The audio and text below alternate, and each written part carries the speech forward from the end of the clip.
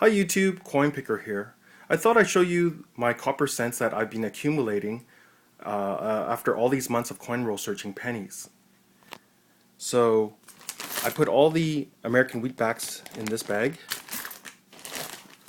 all the King George VI of verse pennies in this bag, all the Queen Elizabeth II laureate portrait, or you could say the young Queen Elizabeth II portrait, in these two mason jars. And then all the other copper cents that were later back into penny boxes. So I decided, for this past week to go through all of these laureate portrait pennies to look for varieties and errors. Anything basically worth more than just the copper value. So I did succeed. I found a whole bunch of these shoulder fold variety 1953 cents, and with my trusty catalog found this variety, and they're worth about a buck or two in this type of average condition. And then I found these die clash errors from 1954 all the way to 1979. So basically, some of the obverse design got struck onto the die of the reverse. And so, if you can see on these particular ones, you see the curvature of the underneath the queen's chin. That design feature or element got transferred basically on the other side of the coin. So it actually looks like a stem appearing close, if not on, the last digit of the date.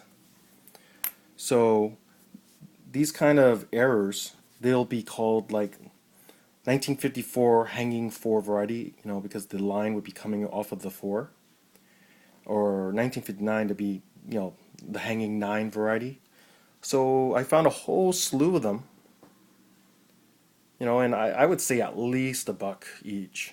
And maybe these super nice conditioned ones with very strong die clash error, maybe even $5 or more. And here we have some die doubling. These are actually listed in the catalogs, for mainly that particular year, 1979. So I'm not sure if they're truly die doubling or machine doubling, but it is a recognized error. And I found, let's see here, 1962. They call it the Harp variety or error. For this particular year, above or actually below the 1 of the 1 cent, there's 4 lines, can't really see it here, it's very faint, that come straight down to the leaf of the first maple leaf. And they call it the harp because it looks like the strings of harp. If it had, I believe, 6 lines, 6 or 7, I don't remember, that's considered the guitar variety. So this in itself is worth $5, give or take, because of those striations. And I found this one. If you could see at the 2 to 3 o'clock area of the reverse, this coin was struck with a little bit of extra metal on the edge of the rim. So that's a planchet flaw. Pretty neat.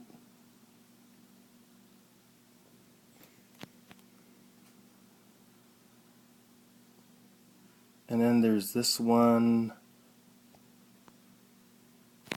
Let's see, I knew there was something wrong with this one. I just don't recall. But maybe someone out there will see it. Anyways, these are what I pulled out of these 2 mason jars. So I still have the more modern copper pennies to go through for other varieties or errors, but I'll leave that for the weeks to come. Anyways, I hope you enjoyed this video. Please rate, comment, and subscribe. Coinpicker out.